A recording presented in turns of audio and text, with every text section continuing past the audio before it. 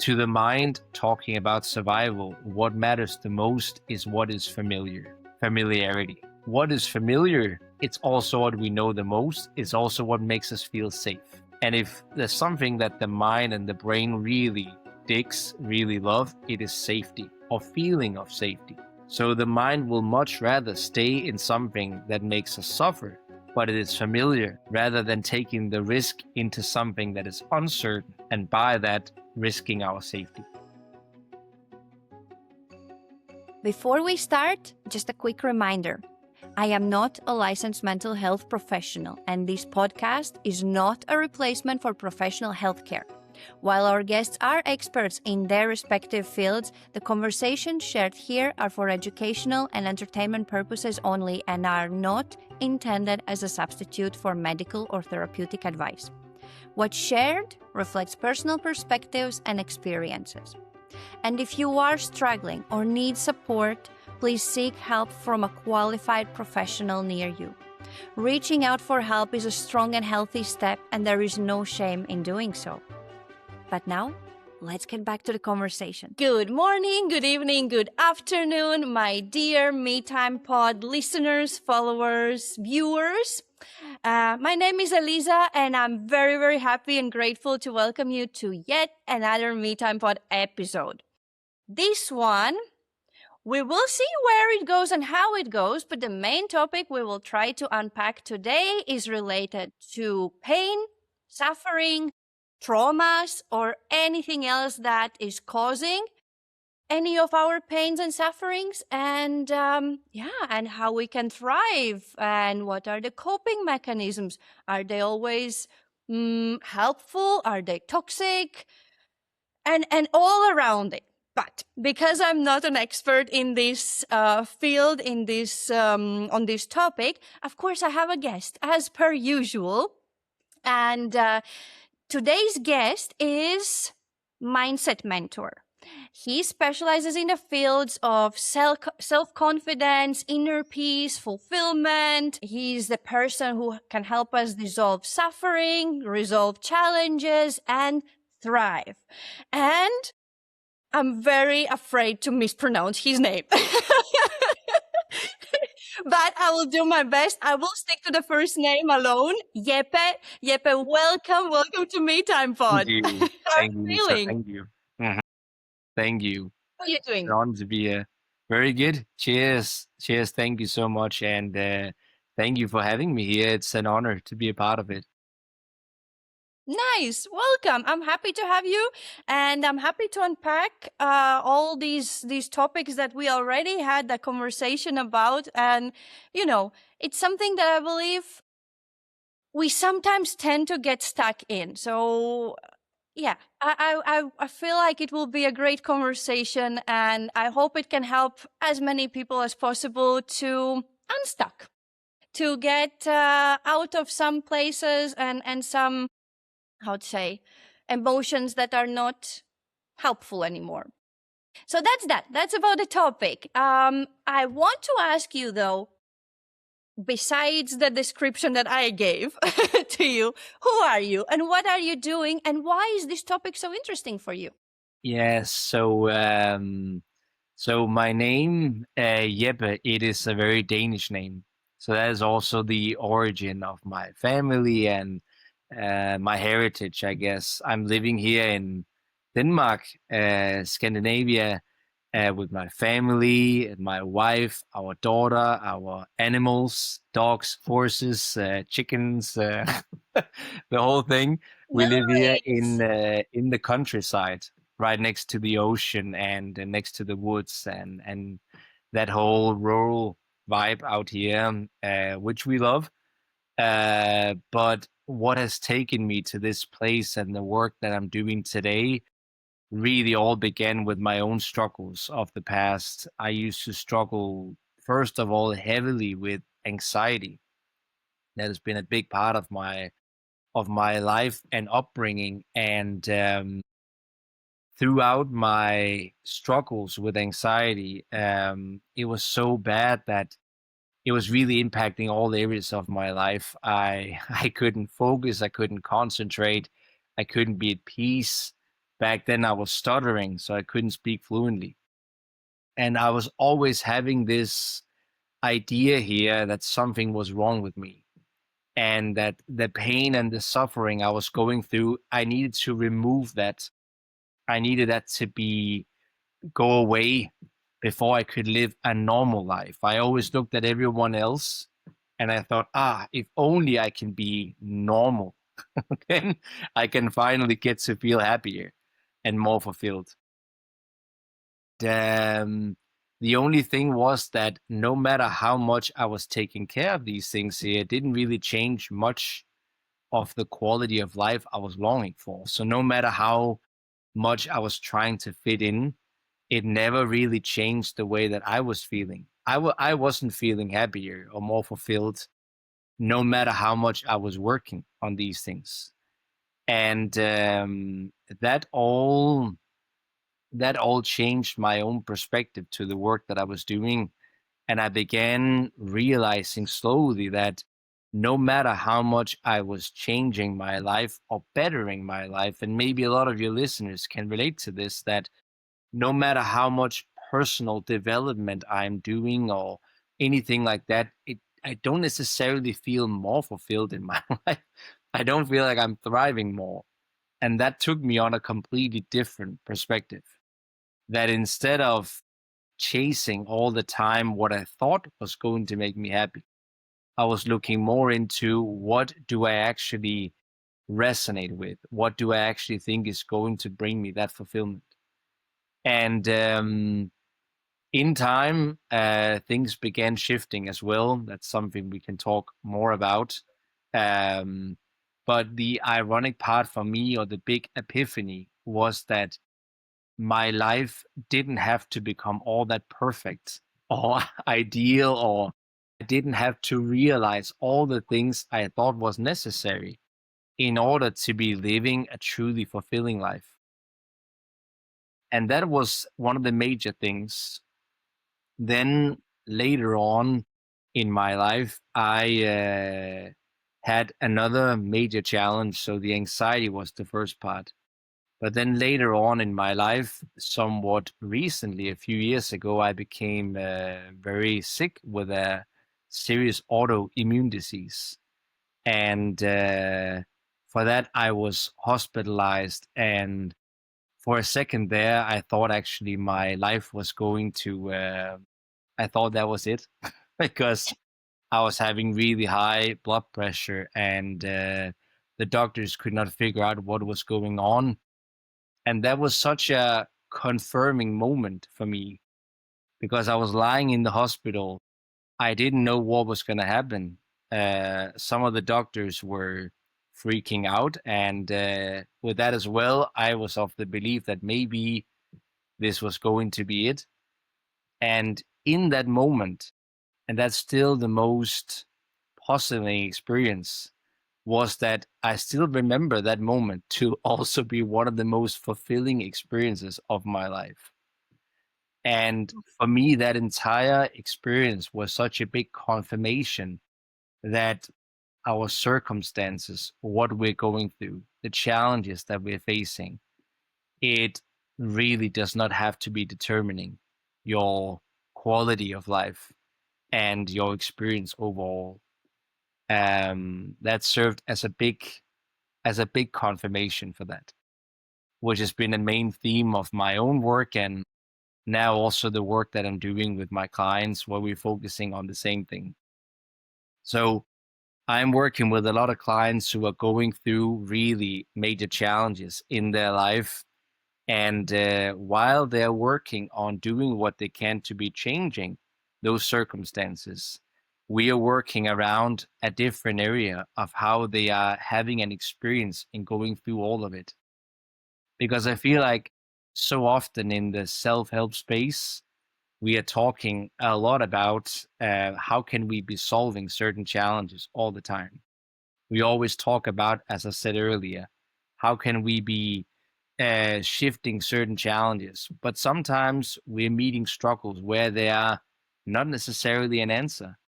There is not necessarily a reasoning. I spent Mm. my most of my life trying to be taking good care of myself, and still things can happen. And sometimes we don't know the answers, but does that mean that we are not worthy of a fulfilling experience, despite what we're going through, despite what happens in our life? And in my experience, um, challenging circumstances does not have to have an impact on your joy, your fulfillment, and your own experience. So that is the short story, which of course always becomes a bit long. Thank you. Thank you so much for sharing. Thank you too. It's I note down a few things that stood out the most for me was the fulfillment and the happiness, which it's a huge topic also on its own. We had one of the previous episodes about joy, and we also talked a little bit about the difference between joy and happiness, and that happiness is this fading kind of sensation that, and a lot of times we try to put the condition that when I will have something, or I will accomplish something, Yeah, so that's true. when I will be happy, or that's when I'll do something else, and it becomes very, very conditional. And the other thing, that hit me quite hard as well, that there is something wrong with me, and there is something that I need to fix to be normal, right? Like what normal is at the end of the day, and I'm very happy that more and more we start to kind of shift from those supposed normalities, and that it's not always one box does not fit all. That's it. Like we are all kinds of shapes and forms in different ways how we function, where we come from, and and and what shapes also our backgrounds. I believe that's also something that can impact our views on what we are going through. Actually, yeah, let's go to that. It wasn't really part planned in Sure, this part, of course. but since it came up, like what shapes these beliefs, especially related to our challenges? What shapes the mindset around the challenges? Yeah. So do you mean that what shapes this notion that the circumstances have to be dictating? Is that what you mean? Kind of, basically, because I believe where you come from and how you have been raised have an impact of how you are dealing with challenges, how you respond to challenging situations, and how you treat yourself in the Yes. process as well. So maybe we can talk a little bit more about that. Yeah, absolutely. So how our upbringing is essentially impacting the way that we're dealing with Yeah. challenges. Yeah, Yeah. absolutely.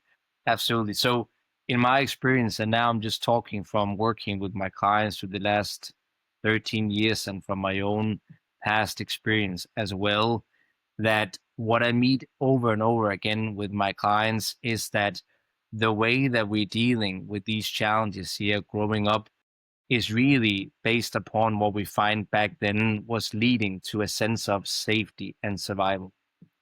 And as children, we don't necessarily have the full picture, right? Like we're not in the same even neurological state as we are as adults. We're still to be fully be developing in that sense.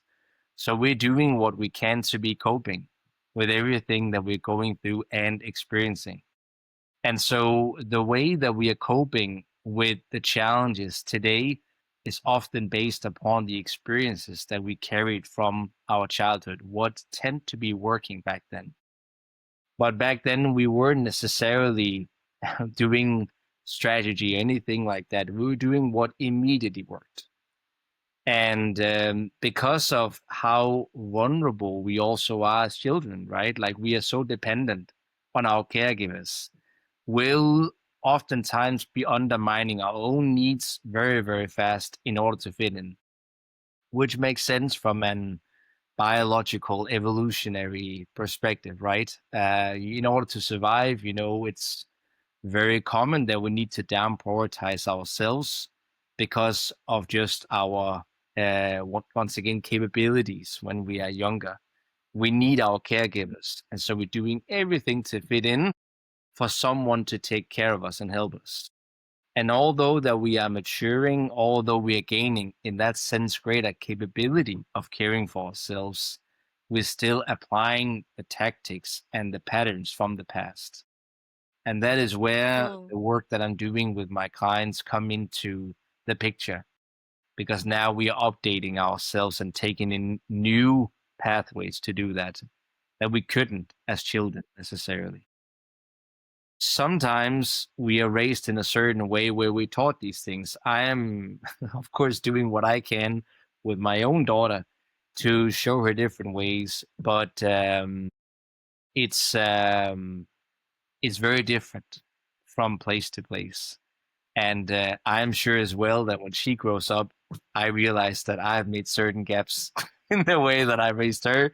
And I think that's just a given. We're all doing our best in that sense. It just popped in my mind. I think it was something with Gabor Mate that someone asked him about, I don't want to traumatize my child. Like I still don't have a child and I don't want to traumatize my child. And he's like, but you already have done it. Like it's something that we can't even avoid. You don't even have the kid, but the traumas kind of they pass over generations, over ancestors, like if we Yeah. want to go into very spiritual, Yeah. parts. But also, I believe I can look back at, so I come from Latvia, post-Soviet country, right? And there were many times that you can hear phrases like, it's okay, just be strong. Like, or just move on, like get over it. No matter what it is. And like, what's the worst, I believe, is like, boys don't cry. Why are you crying? You're a boy. Or I think that is something that can impact, you know, very in a very toxic way when you grow up because of these patterns that you have heard. Yes. Yes. Do you Absolutely. move on from that? Sorry? How do you move on from Yeah. these kind of these Yeah. beliefs that are stuck Yeah. in your head? It is really about teaching ourselves anew, essentially. It is about beginning to consciously introduce new patterns and new habits. And to put it simply, it is no different than learning a new skill. I often talk with my clients and I'm telling them one of the major tools I use, which is very simple, it is getting into the habit of treating yourself as your own best friend. So it's just like when you're talking to yourself, would I talk like that to my best friend? And if the answer is no, how would you talk to your best friend? And people go, but I feel like I'm faking it. It feels weird, Jeppe. Why do I have to do this? And I always say the same. It's really like learning a new language. It's like you're studying Spanish for the first time. In the beginning, your spelling, your pronunciation is going to be off. You're going to be laughing a bit about yourself. You're going to be feeling weird. It's going to sound strange. That's all a given. But you also know consciously, because you already learned certain languages in your life, that this is how it's supposed to be. It's supposed to feel unnatural. It's supposed to feel weird. The weirder it feels, the more it's a sign that it's so vastly different from what you're doing. So if you're having a hard time encouraging yourself, supporting yourself, if that feels so weird, what does that really say about how you're feeling about yourself, right? Not as Hmm. you should be judging yourself because of that, but just as inspiration. Wow, that is so vastly different. If I don't know any Spanish and this feels weird, I'm going to be learning a lot now that I'm studying it. Yeah. It sounds to me like this. I believe as adults, we actually, as teenagers, we already start losing the playfulness and just to allow ourselves to experiment and that it's okay to feel weird. It's okay to try something for the first time, and of course it will feel weird. And I think that's where that sounds to me a lot like perfectionism coming in, that it's like we assume a lot of times that we will start this new thing and we have to be perfect. We have to have it like, we have to have it done smoothly. And I remember a very simple example comes to my mind. I wanted to try doing air dry clay creations. Have never done it before, but at the same time, why not to try, right? There was part of me that just kept staying stuck. I bought 10 packages of air dry clay and I still have some of them Yes. because I just don't allow myself to make a mistake. You know, there is this part that doesn't want to make that mistake of, oh, what if it doesn't look as I have it in my mind? So what? Yes. You know, it's very interesting. Mm. But I believe we will talk about the coping mechanisms as well. And perhaps perfectionism is also a coping mechanism to whatever are the challenges. We Mm. will see that. But Yeah. I realized I actually never really asked you something. Sure. I never asked you because we talk about the suffering initially and to dissolve the suffering, right? And overcome the challenges and so on. Where does the suffering come from? And what is the difference between pain and suffering, the trauma and the suffering? Sure. Sure. Yeah. Yeah. So first of all, with the pain, in my experience, pain is inevitable. Like it's really a signal, right? Like we talked about happiness earlier. We do something that brings us joy, here comes happiness. We do something that we shouldn't have done, or we hurt ourselves, there's pain. It's all signaling. Talking about trauma.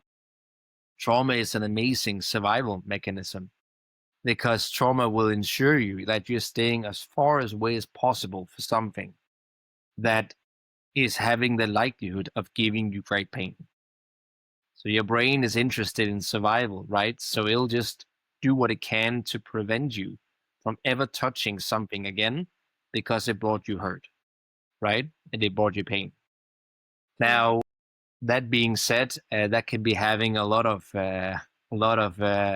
challenges as well, carrying along the trauma. That is something we can unpack as we get older as well and look more into. But from a survival perspective, it's very effective, right? You are trying to stay away from something for all that you can, and that brings you greater safety. Now, with the suffering, that is the ongoing pain, that is the cognitive dissonance essentially in all of it. That is what continues once again to be bringing about the pain. And in my experience, the very root of that suffering, which can seem ironic, it is the fact that we're not accepting the pain to begin with. So it is the lack of acceptance around the pain that brings about the suffering. There are many ways to see it, but now I'm putting it in the way that I find has been the most helpful to myself and my clients through the years. But understanding the differences between these can be incredibly helpful. I wouldn't say that trauma necessarily brings about conscious suffering, but it can be such a major root in all of it when we're struggling with that level of acceptance. But in order to release the suffering, in my experience, the key is acceptance, no doubt. Okay, so to release the suffering, we have to accept the pain, correct? Do I understand correctly? Yes, Yeah. yes. Can we stay in the suffering on purpose? Like we choose to actually stay in the suffering? Sure, we can. You know, Does it happen?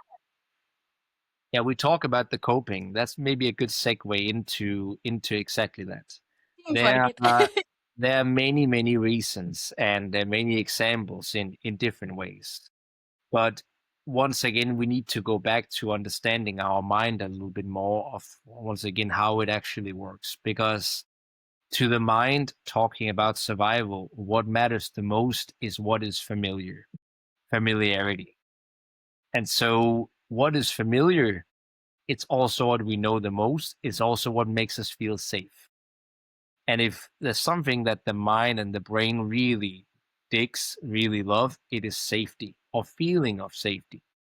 So the mind will much rather stay in something that makes us suffer, but it is familiar, rather than taking the risk into something that is uncertain and by that risking our safety. So the mind is constantly thinking about the next step. It is not necessarily thinking long term, because if it were to do so, once again, it would be letting go of the suffering. But we're doing it out of coping. And then comes the patterns of perfectionism that is also a way to be protecting us and trying to keep us safe. So it's basically, if I'm, let's say as a child, if I have been used to constant stress and like constant urgency of some sort, I am familiar to that, so I can actually become like safe to it in terms of my brain feeling safe because it's something so familiar. Well, yeah, absolutely, absolutely. Um, it's yeah, to us it seems puzzling, but if you grow up, you become older, and you didn't die as a child, the mind goes, "Hey, this is working.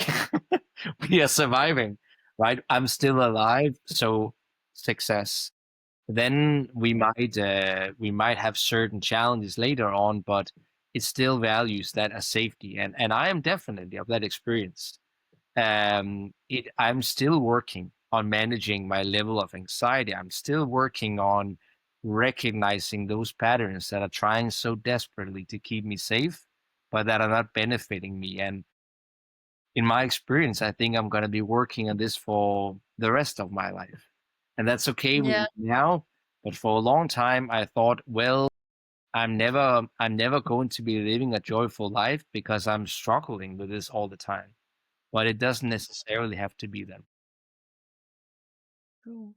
My spiritual guru, my spiritual mentor, she said, I don't remember what was the context, but someone asked like, when do we stop the, when have we finalized our healing process? When are we done healing? Sure. Like when you're dead.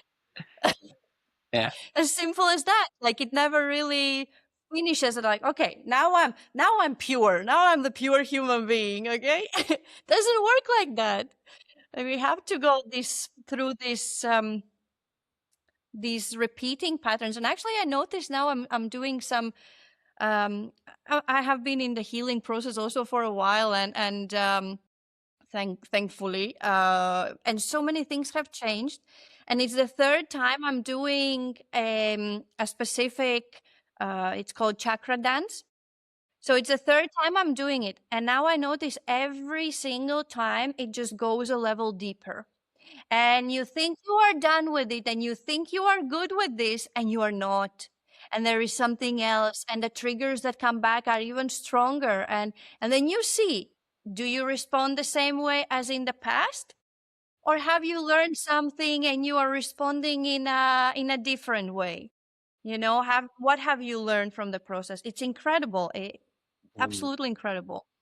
But that's about the healing process itself. Like, because we're talking about these survival responses, I think, as you said, this is a good opener for the coping mechanisms. So what are those coping mechanisms that we can experience in this survival mode, um, survival responses?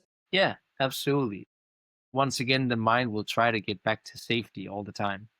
And so we'll have the pattern of perfectionism, which in some circles can even be seen as like a badge of honor, right? Like I'm so Oh passionate about the yeah. work that I'm doing that I want things to be perfect. But I'm always questioning, and I'm the same. So definitely have patterns of perfectionism, no doubt. But we have to question, what does that come from? Is that really a passion for the work, or is it more so a fear of other people's judgment in that sense? And we got to be mindful of this. And I'm not saying that then stop doing that, because I know how challenging that can be. But just by having the healthy skepticism that right now I feel so certain that this has to be perfect. But is that really true? What am I actually afraid of? I'm afraid of other people's judgment. Okay, why is that? Because I'm of the belief that other people have the power to determine my worth and not myself. Okay, so what would happen if I began recognizing my own worth, and then we're talking about treating ourselves as our own best friend? And now we can begin to support ourselves with the clay. I love that, your project there. Now we can begin to invite ourselves into that task and have fun with it. And now comes the perfectionism. Hey, that's okay. It's okay. You're safe. It's all right. You can try out something new. And we can challenge ourselves in a kind and loving way in that sense. And that's really my point Can here. I give Yeah. a No, sorry, I just wanted to add something, but finish your thought and I will Yeah. add afterwards. That's really my point here, that I myself can still be experiencing patterns of perfectionism, anxiety, fear of judgment, all of these things here. But I feel like the major change and also the core of what we're talking about here today is that you can be dealing with these challenges without having to suffer in it. That your pattern of perfectionism, which is like my shtick in this whole area here, in my experience, we don't have to have these crazy expectations of ourselves that I'm just going to be perfect now. I'm never going to be having the fear of other people's judgment. I'm going to be I'm going to excel all these areas. And I go, no, you don't have to. You're a human being also. You're here. It's natural to feel these things. And you can experience that. You can be a perfectionist, or you can have the patterns of perfectionism. And in the middle of that, as you're going through it, you can have a small giggle, right? Within yourself. Right now, we're doing this episode here. What we're doing is being recorded. A part of me right now is thinking, oh, I better say something smart because otherwise you might be judging me, right? And then at the same time, within that, there is something observing that goes, oh, here Mm. it is, right? That's so classic you. That's welcome to the show. You're welcome here. So my thing is that we can be coping. We can be we can go through pain, we can be dealing with all these things here, but we don't have to suffer in that experience. And I find that once we find that place within ourselves, anything can happen in your life. You can be exactly who you are. You can be exactly who you are, and that is more than enough. Yeah? That is what we're looking for. Now I went out on a tangent there, but it's just really solidifying that if some of your listeners, and I bet that they're really dedicated around personal development, they want to change their life and, are really excited to do that. And that's great. That's great. But you are already enough. Like all that you are right now, all the things that you're telling yourself that is wrong, that is not right, it's exactly how it's supposed to be. And you can live in that simultaneously. You don't have to be making the American dream or something like that before you're good enough, right? So that's really something I cannot stop talking about clearly. Hmm. It's this again. When something will happen, I will do that. Like it's again. We put the condition. I need to feel ready. I need to be in certain way, and then I can start. What I wanted to say earlier, and sorry for interrupting earlier, Whoa. but Yeah, this podcast. So also goosebumps. First of all, just got goosebumps all over my body. Um, but so one thing is I created the Instagram page. Let's see what happens. Let's see if people are interested. yeah, It took me a year yeah. or a little bit more to actually start recording episodes because I am not an expert on mental health or well being, like besides personal experiences. I am not a coach of any kind. I'm not a therapist, I am not, I am not, I am not. Mm. The, without, sorry, but I did forget that I can speak. I connect with people. I have so many of these good qualities that can help a podcast or a social media community thrive and grow. But no, I am not this and that and something else, and and it kept me stuck for quite some time. And, at one point you keep telling people, which again, we shouldn't really care about what others will say about your progress and the process, but like, "Oh, I'm having a podcast, but I don't have it yet." At one point I felt ridiculous about it. Yeah, like I just have the Instagram for now, but there will be a podcast, start doing it, like for me it was about starting and doing it. And even now, by the way, you said about you might be feeling that I'm judging you. I have the same feeling. Yeah. I might not have the perfect questions. I have Mm. a feeling that we all think that someone else is judging us, but at the same time probably that person has exactly the same feeling. Maybe my questions are not like clear. Maybe the transitions are not clear. Maybe, let's like, I'm sorry, but fuck this shit. No, like, can we just stop and try and play? I think the playfulness over perfection should be on a t-shirt. Like, to just try and experiment. And also the amount of times I deleted already published posts because I found a typo. Yeah. Incredible. Like, should never ever happen. Like, who No. cares? I believe now with today's mind, I think people don't even really pay attention. And if they do, okay, whatever. Who cares? It's a typo. Bite me. And I'm trying to test myself by not editing them. For sure, not deleting them. I'm trying to not even edit them if it's in the caption. So it's a great test. And another thing, just to add something to what you said, is about the self-help. And I remember when we first talked a few weeks ago about this self-help loop, that everyone just want to be in the self-help and just do better. And I know I was like that for a while as well. Like, I need to constantly do better, which, okay, it's great. It can work for us. We need, like, it's nice to develop and evolve and, but the moment when we focus only on that, I think we go kind of, it's counterproductive at one point. Like, we forget to just be and to enjoy the parts of us that actually work well. The parts of us that might not have this huge trauma, or, what I mean? Like, what do you think about the self-help loop and just being? I think the more I'm in it, because I came with the same experience. That's why it's something that is on my heart to have a conversation about. Because as I was saying with my story, I grew up just feeling like something wrong with me. Like I gotta change myself to fit in order to be accepted, and just living a somewhat normal life in that sense, whatever that is. But I find that the big conversation is always around how can I be changing things all the time. And the irony is, in my experience, that, which I know sounds so strange when hearing it for the first time, but it is actually within accepting how things are. So being okay with how things are is actually shifting it, which sounds crazy. But why is it actually that is so powerful?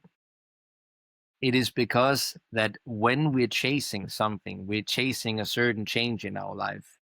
We are essentially focusing on that change having to fulfill us in one way or the other.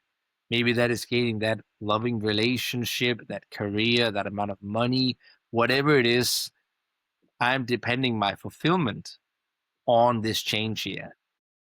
And when we're in that state and in that chase, we're constantly postponing our greatest experience of life.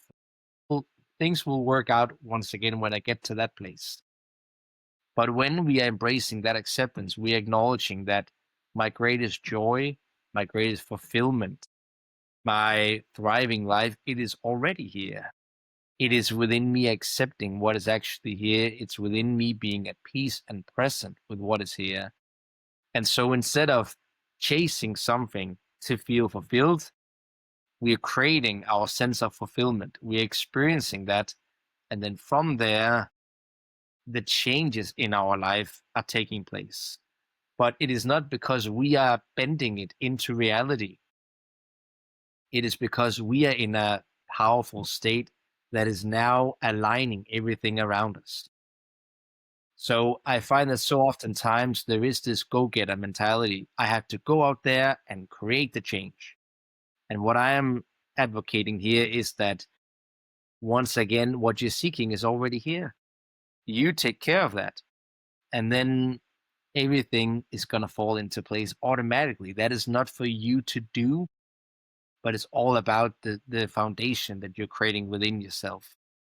And then ironically, when we're getting to that, and I see this with my clients, it's like, wow, there's nothing to chase anymore because I was so convinced that the money, as an example, would make me feel more peace. But now I created this peace for myself, and now I can just get to, now I can finally get to just experience. Yeah.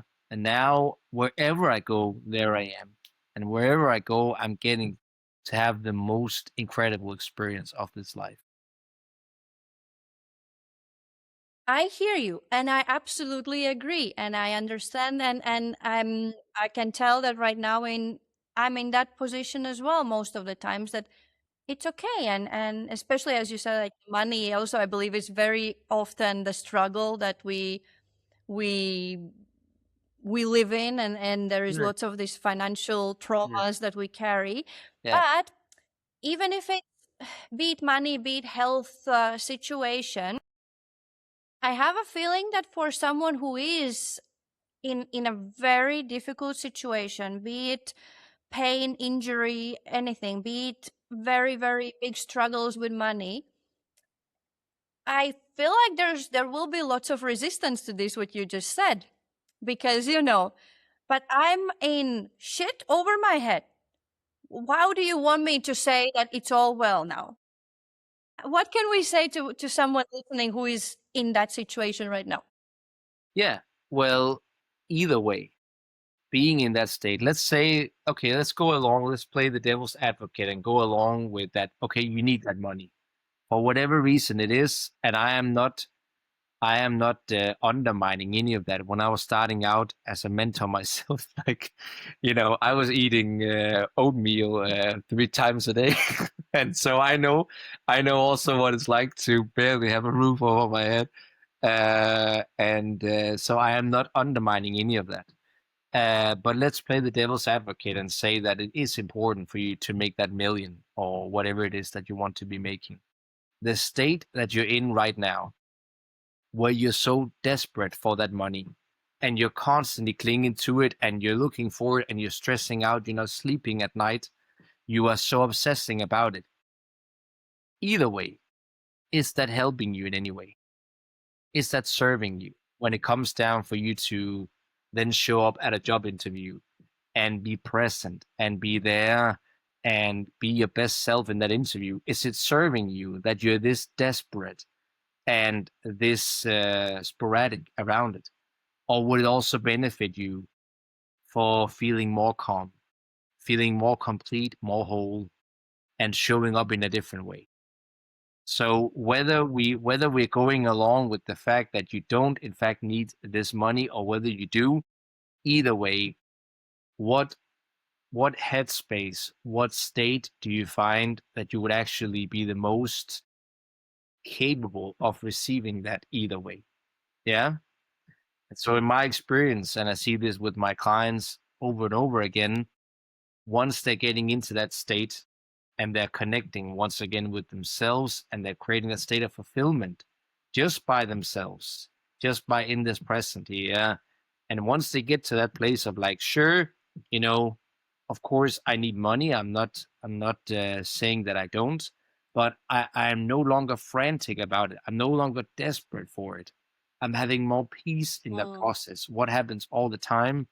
Uh, all of a sudden, opportunities are falling into place. All of a sudden, you can call that manifestation on a spiritual perspective. You can talk about it from a neurological standpoint that when you're more relaxed, you're not spending so much time in that center of the brain that is more fearful, right? But you are Yeah. being more conscious now. You can much better strategize. You can put plans together. You're more aware of opportunities that are showing up. Whereas before, because you were so terrified, you were completely blocked from everything, right? So there's so many things here, but I find either way, you connecting with yourself and creating that fulfillment from within and having that wholeness, in my experience, is where it all begins. And yeah, something I can just continue talking about. Yeah, it's for, again, as I said, for me, this is something I live by as well, and Sure. but I also understand how it Yeah, can be challenging absolutely. for someone, Absolutely. you know, Yeah. because I have a feeling when we are, and also, by the way, with all this knowledge and all these healing practices that I have been going through, there are moments when I am in some kind of challenging situation and of any kind, be it my back issues, be it uh, also the financial, whatever it is, that sometimes it's like we don't want the help and we just want to stay stuck a little bit in that misery, let's call it. Although I have had multiple times when I haven't been able to pay for rent in the past, and I actually lived from like €5 maybe per for a whole week, you know, and those have been some very very tough times, and I think only last time when it happened, actually not that long ago, like 5 years ago or so, I knew that I had this knowing. I came across this I know that even better things are coming for me. And again, it is very spiritual and it can be related to manifestation, brain function, whatever. And if someone listening, if this is not for you, this is not for you. It's okay. But I was very, very strong in this. I know that even better things are coming for me. So I kind of acknowledge that it is okay Yeah. what I have right now. I'm healthy. I have this or that or whatever, you know? And I know that even better stuff in whatever shape and form will arrive. And they did eventually. So it's like I relate to what you said a lot, Mm. a lot, a lot. Mhm. But what I said before, so why do we want to stay stuck in that misery feeling? Even though I know I could meditate to calm my mind, or if Yeah. I could go for a walk to Mhm. rewind, but Yeah. I don't want to. And I know Mhm. that I can do it, but I Yeah. just don't want to. And especially when people tell me to do something, shut up. I Yeah. don't want, like, who are you? Like, you Yeah. know what I mean? Yeah. Absolutely. Why? Why? Once again, it takes us back to that familiarity. It's familiar. Most of the time, this is how we've been coping with things throughout our life. Sometimes it can feel comfortable going back into that victim mentality as well. And as Gabor Mate also puts it, deep down inside, we all just want to be cared for. It takes us back to childhood as well. We just want someone to show up and care for us. And the main key in all of this, in my experience, it is to become our own caregiver in that sense and learn how to be doing that. So, Mm, as we're talking about as well, when we're raising our children, it is one thing to let them know that mom and dad are here for you, unconditional love, absolutely. But the fact that we are loving our children is also giving them more validation to be doing the same. But ultimately, we need to learn how to be doing that with ourselves. And we need to be learning how to love ourselves. So that's also why, as parent, as an example, we can show up for our children and we can love them. But if they are seeing how we're treating ourselves, then that is also making an impression, right? If I'm treating my daughter and I go, oh, I love you, but then when I'm in the kitchen and dropping a plate, I am yelling at myself, like, why did I do this? I'm so stupid and whatnot. Like that is also signaling, right? So, we got to be so mindful once again of the way that we are treating ourselves and how we're handling that. And that shows up in those moments when we're under pressure. We will be reverting back into what is familiar, what has kept us safe. And that is why it's so important. Oftentimes, when working with my clients, when we're beginning our work, there's always this focus around, well, when I'm in the struggle, I'm in the trenches, what do I do? And I always say the same, that talking about a tool that can help you once again in when you're going through a panic attack or anxiety attack, it's the same as discussing great running techniques for a marathon. You can do that, and it has a place. I'm a runner myself as well. It has a place for sure, but I would still say the best way to prepare for a marathon, it is by actually running and doing the cardio training. So when you need to run the marathon, you are in great shape for that, right? There's no technique that you can be applying on the day and then you're gonna be completing it. You gotta practice up to it. Yeah. And that's the same here, that be mindful of the way that you're treating yourself. Do these practices here. So when challenges comes along and you're under pressure, you're gonna revert back to what you've practiced and not just your old coping mechanisms of perfectionism, victim mentality, all these things that are not benefiting you. Yeah. Mm.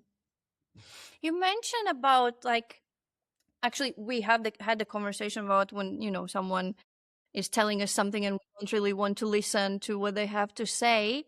But what are some of the things we can actually tell to someone who is in this place of suffering, in this place of challenges, and it's this Mm. heavy energy, heavy being. How can we support someone without being like dismissive or without being toxic positive? um Sure. yeah. Absolutely. Absolutely. Well, and there's many ways to I'm not saying this is just what I find, but in my experience, it has very little to do about any advice or anything like that, but more so to be letting people know that everything is going to be okay. And that is something, once again, that we can hear, but not necessarily be taking in. But what is going to be giving this sensation that everything is going to be okay? It's going to be this feeling of safety. And so, in my experience, the most powerful thing we can do, it is to be doing nothing in that sense aside from showing up, being there with someone, letting them know that they're not alone, letting them know that we're here for them, and then honor and respect what it is that they're going through. So just being there and being a part of holding that space, in my experience, that is oftentimes what is needed the most when people are going through it. And when we're then feeling safe, when we're then feeling once again that we are heard, seen, validated, then it is very natural that the one going through the challenges will open up and they will seek out support. But first of all, we need to feel safe. And in my experience, that is done by presence, but not by words in that sense. Yeah. Yeah, I think you have to choose to change the mindset, to change where you are, like where you are in your head. Because if you don't, other people's saying will not really impact. I had a case where one relative asked me to talk to another relative to help the person, because the person was struggling and there are lots of challenges and so on. And this person asked me, go talk to XYZ. And I was like, no, no, because even if I say, or anyone says something, do this or do that or do something else, if the person is not there to do it, like Yeah. the mental capacity is not there to do it, and they don't choose to do it, it will not work. It will not work for their benefit. Because again, I believe if you do something just because someone else told you to and it will make you feel better, especially if the person is dealing with people pleasing, Yeah. I think you do it because someone else told you to please the other person Yeah. and show that, hey, look, I did it because you said it,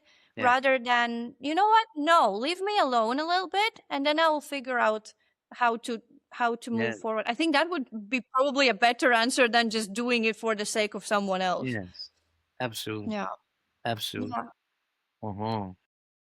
There's so much we could talk about. Oh my goodness, I have a feeling we will need to do a part 2 or something. Yeah, Because I still down for want to that. talk about victims mentality. I still want to talk about people pleasing, but I Sure, also see that although we don't have like huge limitations on time, right, I kind of feel that we are kind of leaning towards the end of the conversation, sure. and there's still so much to talk Yes, about. I know. I know. Yeah, but I have a feeling we might as well do Yes, let's do another it. recording Mhm, specifically about the victim mentality and people pleasing, because those are so huge topics. There is so much. Those are also coping mechanisms, right? mhm. Yes. Just like a quick summary of what it is. Once again, it is the way that we find has been somewhat working in the past to make us feel safe. And especially growing up, once again, we think about a child and its caregivers, right? The child, in many ways, are defenseless, and without the parents taking care of it, um, doesn't really stand a chance for surviving, right? It's very dependent on the parents. And what better way to get along with someone who has all the power over you than to just please them, be nice, be good, be kind, and be easygoing to get along with, right? So that is a coping, but that's something we can talk much more about for sure. Yeah. Yeah, definitely we will. But because I just like how our conversation kind of unpacked into slightly Sure, different direction where sure, I thought it will. sure. Because to be honest, all the most of the questions I had prepared were actually about victims mentality, people Yeah, pleasing, and those yeah. coping mechanisms. Uh-huh. Somehow we went into somewhere else, which I'm happy for. Like I think it was meant to come out like this. We go with the flow and we Yes, see what happens. absolutely. Um, yeah, nice. All right, a couple of last things I want to ask you since I have you here. Uh, is there what are some of the signs that we can tell?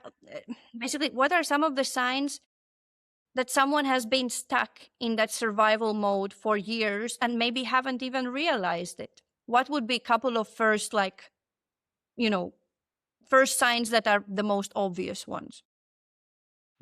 I would say that when it comes down to the survival state, and we're talking about being stuck in those patterns of suffering, essentially, it is really around, in my experience, it really comes down to this lack of fulfillment here that we're talking about.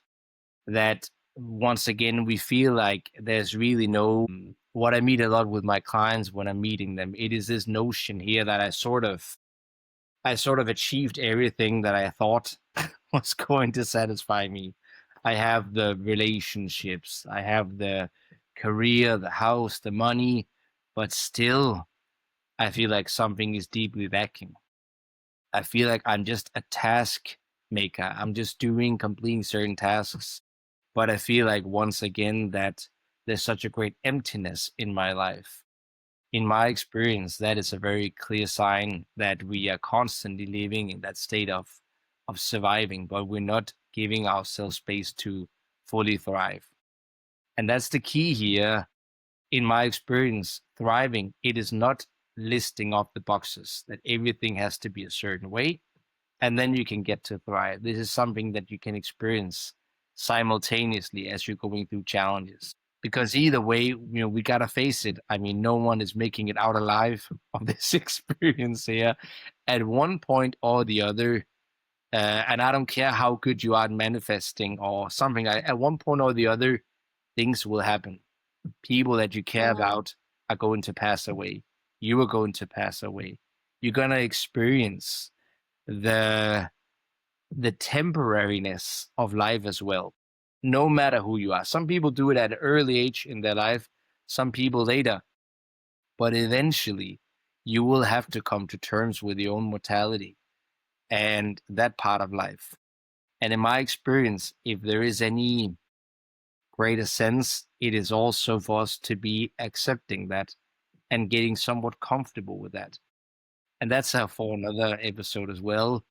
But in my experience, it is exactly within that recognizing the temporariness, the immediateness of all of it, that brings even more fulfillment to this life. When we have achieved all the things that we're seeking for ourselves, then what we can be expecting, it is this feeling of fulfillment, of us be thriving. But what I meet a lot in my work with my clients is that it's the complete opposite.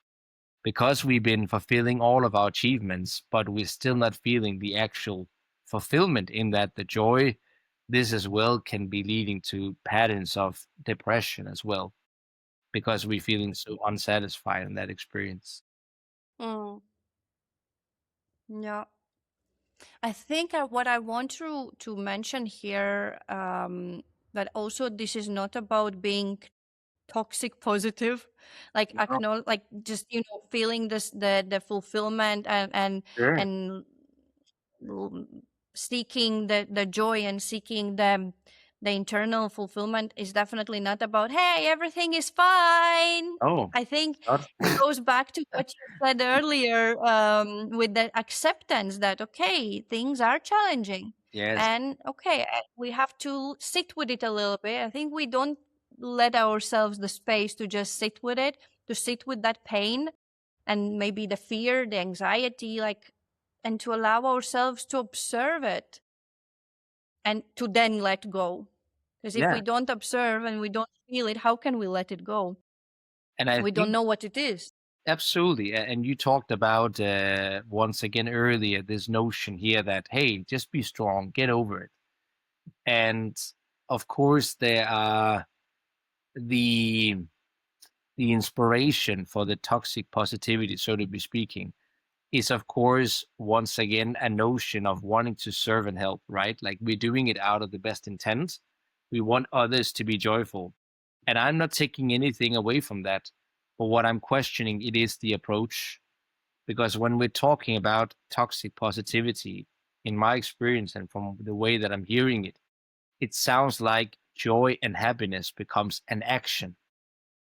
Be joyful, do happy. And then, because that is an emotion and we're not in control of how we're feeling, we just aren't, then it becomes toxic because it's cognitive dissonance. Feel something, but you're not in control of how you're feeling. And then it becomes this challenge. Whereas what I'm pointing at is that take action on the acceptance. Notice how much you can be allowing what is actually here. Notice how much you can be letting go of the resistance towards how life is. And then, in my experience, when you're doing that, a natural byproduct of that is joy, fulfillment, peace. But it's not an action. The action is the acceptance. So, and that for me changed everything because I've been chasing happiness and chasing fulfillment for so long. I can fix this, I can get to feel this. Da, da, da, da. When in reality, in my experience, it is much more the feeling of letting go and then drawing in rather than going out and grabbing, if that makes sense. It does. It does. Yeah. It is challenge. It is challenging to sit with the challenges, and Yeah, it makes sense. absolutely. It's not always easy, but I believe once someone chooses to do it and makes the decision to do it, it's so much rewarding, so much more rewarding, and then it also lasts. The joy and the peace and and the wisdom, like, they come and they last. They stay with us for much longer than just, hey, I'm so strong. Yeah, That's, yes. by the way, when someone tells me, when I share a challenge, like, it's okay, you're so strong, you will get through it. I'm Yeah. like, you know what, get out of my face. Like, Sure. I don't want to be strong right now. Like, I'm suffering, I'm struggling. I don't want to be strong. I don't have to be strong. My back is hurting. There was this situation where everything felt like it's going to shit. Yeah. My back was hurting. I had troubles at work.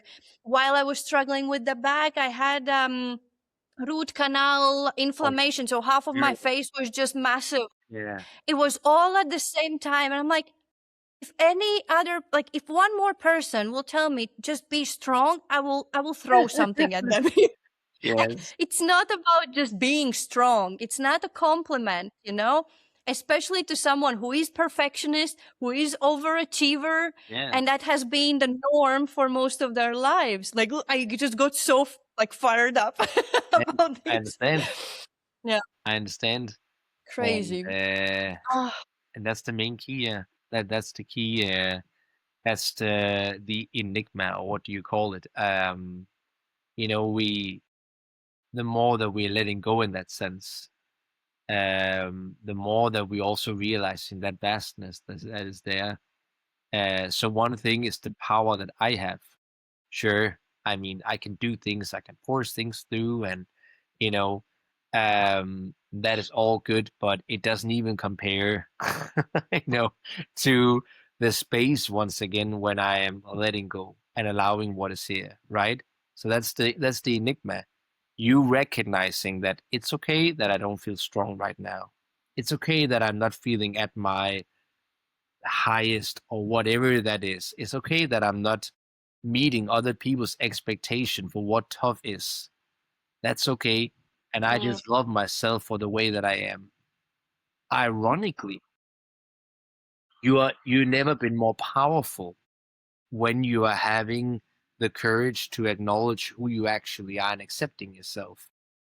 And that makes you more powerful, more stronger than ever. I just find that to be such a big game changer in that sense, right? Like when you let go of the urge to be powerful, when you let go of the attachment towards I need to be something, then you become everything.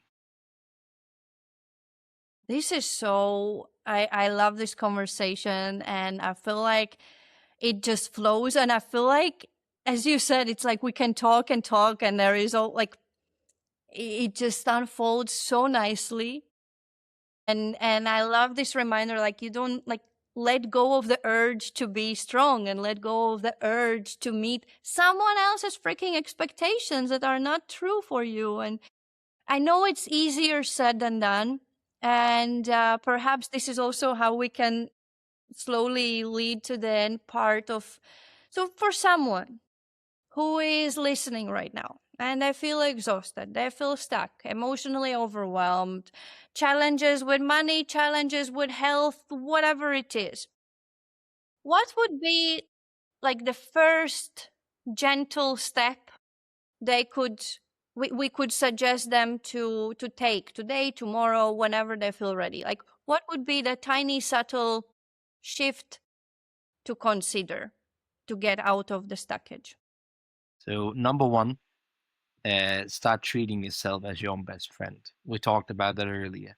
No doubt. It's such a, I'm not gonna say low effort, but it's really just a reminder that you bring along with yourself. When you're talking with yourself, oh, be mindful. Would you really talk like that to your best friend? And if the answer is no, be mindful. So show up for yourself as your best friend. I would say that's the first one. If you're feeling up for it, so you've done the first one and you're like, maybe I could spend just 2 more minutes a day. And I know a lot of you are gonna go, what? Just this, but I would say gratitude journaling. I like the hype is real, but not in the sense of like you do it once a week. You do a daily gratitude journal. Yeah, you do a daily gratitude journal. And for this one here, because I think a lot of people are imagining taking out a book and sitting there, and maybe you have a busy schedule. Forget about that. Go on your phone, type in your own number. So you're sending the following message to yourself. And then I would like for you to imagine that you're writing your best friend a message and just telling your best friend about all the things that happened that you were grateful for that day, right? So you're talking with your friends, you're just writing like a small text message. Hey, today this happened. Oh, it was so great. Like, just love. You're just writing it as you're writing your friend. Send it away. That's it. You do that every day. You do like a small text message of gratitude before bedtime. That's the second. And now for the third one, which I know a lot of people are going to go, oh, but this is a daily meditation practice. There's no way around it. Like 12 minutes of meditation per day, it's all that's needed. I read at one point that science has shown that a minimum of 12 minutes is what's required neurologically to reshape the brain. So they did research, and participants were meditating for 12 minutes per day. After 2 weeks, they could see neurological changes. So when learning that, I began using that with my clients, and I found that to be a real sweet spot. People were still getting the benefits from that. So 12 minutes of meditation per day, and that is what cardio training is to running a marathon when we're talking about this work here. It's going to feel like it's so much easier. Self-awareness is going to be so much easier. It's going to feel much more at ease. You're going to be paying attention more, and it really impacts the first exercise as well. Treating yourself as your own best friend. So I would say treating yourself as your own best friend, the daily text message of gratitude journal, and then the daily meditation. If you do this consistently, I will promise and I'll guarantee you, and you can write me if you're not, but within a month, once again, you'll experience major changes in your life if you can commit to this on a daily basis. You know what? I'll try to commit. Yeah. Because let's put it on the record. I'm a bit scared, but I'm also in a place where I'm putting myself in uncomfortable situations. Yes. It will be like my, how to say, accountability thing, let's say, especially the second one.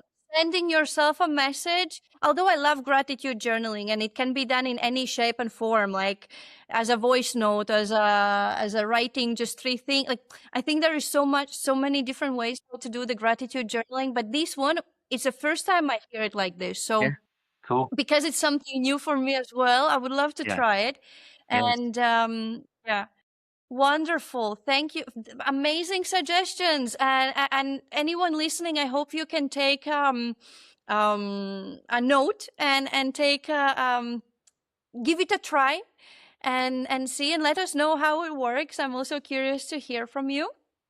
I do want to finish this episode with a tradition that we have, and it's it's a lovely, it's not a game. I mean, it is a game, but we will not play the game. It's cards, conversation cards from an project called Connection Vibes. And there are 3 levels of depth that the conversation can go to. Whoa. And I will just let you choose the color first. So we have the pink ones, the blue ones, and the green ones. Pink ones being like the more in-depth, and the green ones kind of lighter. So how do you feel today? I'm kind of pink kind of guy. You're kind of pink today. Let's go. Yes. Let's go. Let's see. So, and I will try to show you so you can tell me stop. Stop. Oh, yep. Okay. Yep. I'm here. Oh, I think you will like this one. I hope so. I don't know. We'll see. Interesting. Okay. So, what makes you feel deeply alive, even if it scares you? Oh, yeah, but there's really only one answer. I would say the present. Yeah. I would say we talk about that today, the full and complete acceptance of who you are. I would say like when being there and really just allowing everything completely as it is, the world around, ourselves, all that is going on right now, fully accepting that to the ego can feel terrifying, right? Speaking of the loss of control, it feels completely terrifying. But once we are allowing ourselves also the parts of us that we feel like are so shameful and I should never be allowing that, but just accepting all parts and being in that, there's no greater joy. And I will fight you to anyone to do that, because I feel like it's absolutely the most terrifying, no doubt about it.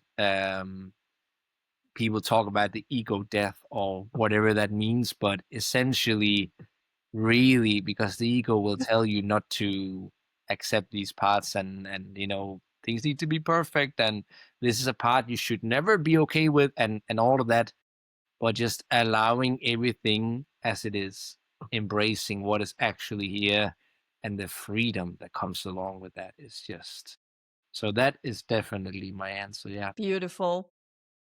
That's it. That's very clear.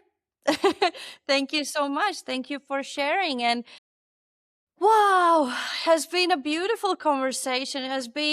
It's for MeTimePod. This is the longest conversation we have ever had. Not that I don't have anything to talk about other guests, but I just feel like, yeah, it somehow went into a very, very nice flow, and definitely I will contact you again to do Yeah, you're another welcome. Yeah. another turn, another round. Well, absolutely. Let's do it. Let's do it. As for today, is there anything else you would like to share as a conclusion to the topic that we discussed today, as the last kind of No, couple of words? not other than once again, which I think has been like the main focus or area here we're talking about. It is really once again that it is great that we are working around the changes that we long for ourselves. And as I was saying, personally, I am continuing in this human experience to be working around things in my life. And that parts I think are never going to be complete in that sense, or resolving, and that is okay. We don't need to become quote unquote perfect. It doesn't exist, and we don't need to strive for it. The joy that you're seeking and what you are right now attaching to that certain goal that you're chasing, that feeling, that state, it is already here with you, and you're worthy of experiencing that. So I think that is really, with all the work that I'm doing with my clients as well, that is the main message I'm always hammering through, in a world where I find that there's such great emphasis on you have to change yourself, you have to be different. You're living a life that is not right. You have to live a right life, and something like that. Where I'm really advocating that you're already there. You're already complete in that sense. And your fulfilling and thriving life, it begins now. And it is always with you, no matter what is going on. Jeppe, thank you so much. Thank you. Thank you for this episode. Thank you for all your wisdom. Thank you for. I'm grateful. If I'll send a message today, I will send a message that I'm grateful that we have connected. I'm grateful that we had this conversation, and that we will have for the manifestation, that we will have another one I'm down with at some point soon. I'm down with that. Yeah, absolutely. It's been a real pleasure. Yeah. And Thank you're you. such a great host and guiding through some Thank you. really great work. Yeah, really great work. Don't make me cry. I'm very emotional today. That's good. Like That's good. yeah. So thank you. This is the longest episode. This is the first episode where I'm crying. Thank you. First time for everything. Yeah, good. It's time for everything. Yeah, wonderful. But really, thank you so much. And for anyone listening, thank you for being here with us. Thank you for being here at the very end of the episode. If you managed to follow us through the whole thing, bravo, well done. And I truly hope that something from everything we have shared has landed well, and that it is something that you can implement in your own lives. And thank you for having your me time with us, with MeTimePod. And that's that. Have a beautiful day, beautiful souls, and I will see you in the next one. Ciao!